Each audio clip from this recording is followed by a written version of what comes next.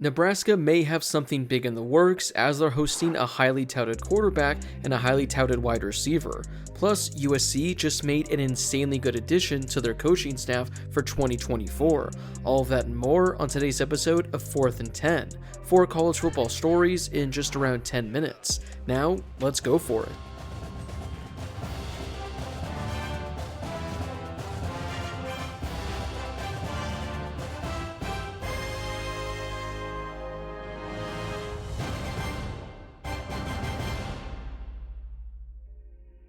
After a disappointing first season under Matt Rule, Nebraska is already cooking in the transfer portal. Former Ohio State Buckeyes Kyle McCord and Julian Fleming are expected to visit the Huskers this week. McCord started every game for Ohio State this past year, leading the Buckeyes to an 11-1 record. He shocked many people on December 4th when he entered the transfer portal just a couple of hours after it opened. A former 24/7 Sports Composite 5-star recruit, McCord finished the 2023 season with 3,200 passing yards and 24 touchdowns. He posted the 8th best QBR in the FBS per ESPN. Although the numbers said that he was fine, if you watched any Ohio State game, you likely came away pretty underwhelmed with the play of McCord. The Buckeyes are also looking to be pretty active for a quarterback in the portal, so it made sense for him to leave. Fleming finished the 2023 season with 26 catches for just under 300 yards. It was another disappointing season for him. If you remember, Fleming was the #1 wide receiver in the 2020 class. Fleming's career has largely been defined by injuries which have limited his production over the years. During his time with Ohio State, he caught 79 passes for 1,000 yards with 7 touchdowns during his 4 years. Maybe a change of scenery could really benefit him. Here's what On3's transfer portal reporter Pete Nakos had to say about the players and their Nebraska visit. "I've heard nothing yet that makes it suggest they're a package deal, but I think the thought of Kyle being able to link up with one of his top targets at Ohio State, I would only imagine sweetens the pot for both of them." Not a shot at the Nebraska wide receiver room, but Julian Fleming, right? 5-star recruit, former #1 wide receiver in the 2020 class. I mean, when you have Marvin Harrison and Emeka Egbuka in that room, Julian could have been lost in the moment sometimes. But I'm sure if he landed in Nebraska, I think he could really be a breakout star that we could see in the Big Ten.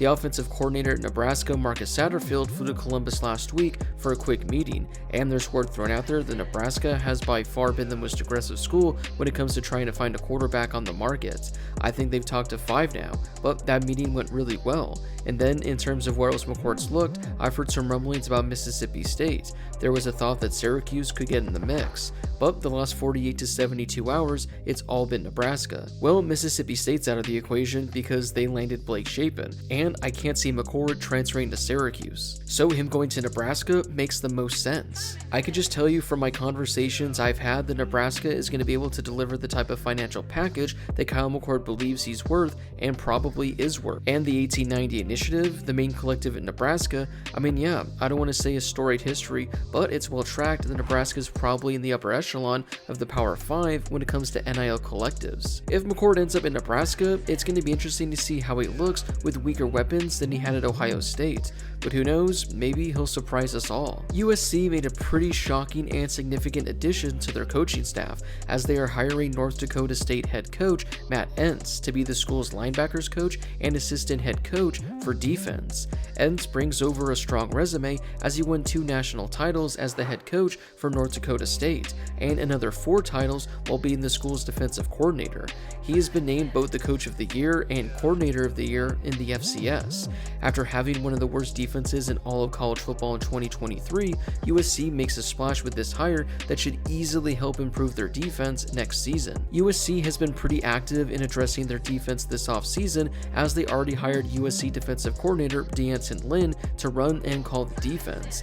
This Entz hire was so shocking because it's rare for a sitting head coach with that much national championship pedigree to take an assistant coaching job. Entz was the FCS Coordinator of the Year in 2018 and was there while North Dakota State won 39 games in a row. He went 16-0 in his first full season as head coach in 2019. Entz also has produced a strong crop of assistants, including current Northwestern head coach David Braun.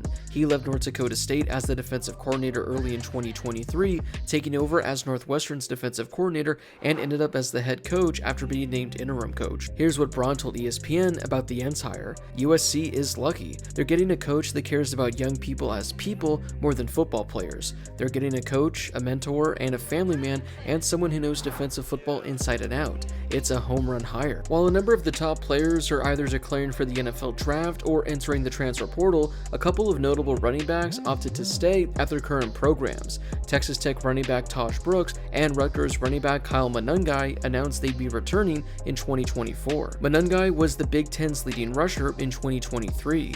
He started all 12 games for Rutgers and earned second-team All-Big Ten honors from the media and the coaches. He averaged more than 5 yards a carry and scored 7 touchdowns. He finished the season with 1,100 rushing yards, which put him ahead of guys like Blake Corum and Braylon Allen.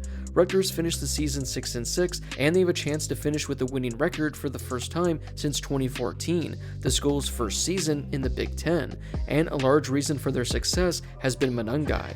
He's the first Rutgers running back to rush for more than 1,000 yards since Jawan Jamison all the way back in 2012. Meanwhile, Texas Tech running back Taj Brooks finished 4th among all FBS players with nearly 1,500 rushing yards this season. He rushed for more than 100 yards in 8 games this season. Brooks has led Texas Tech in rushing each of the past 3 seasons, but this was his breakout campaign after running for 700 yards last year and 600 yards the year prior. Brooks emerged as Texas Tech's go-to running back in 2023 and was 3rd in the entire country with 268 carries. He averaged 5.5 yards per attempt and scored 9 touchdowns. His 1,500 yards rank him 6th all-time among Texas Tech's single-season rushing leaders.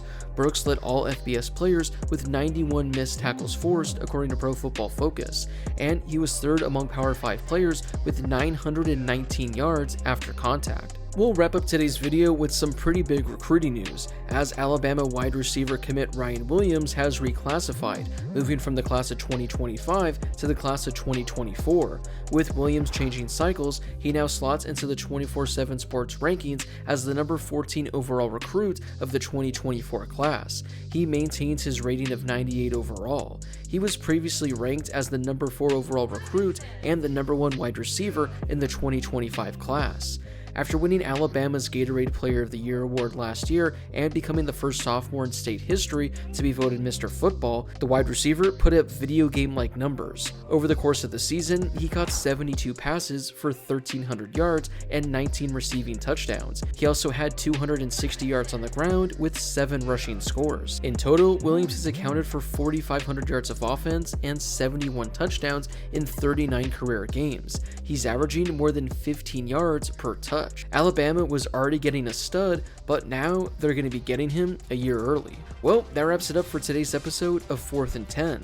Do you think Kyle McCord and Julian Fleming should transfer to Nebraska, or do you think they should take their talents somewhere else? Also, what are your thoughts on USC's brand new hire?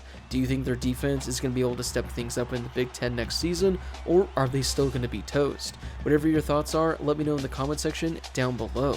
Before you leave, don't forget to hit that subscribe button and turn on those notifications if you're new to my channel. I'm posting college football videos all off season, so make sure to subscribe so you never miss a video. If you love college football, this is definitely the place for you. Also, don't forget to drop a like on this video as well. It helps out with that YouTube algorithm and helps share the video with more college football fans. Plus, it only takes a second to do. As always, thank you guys so much for watching, and I'll see you all in my next video.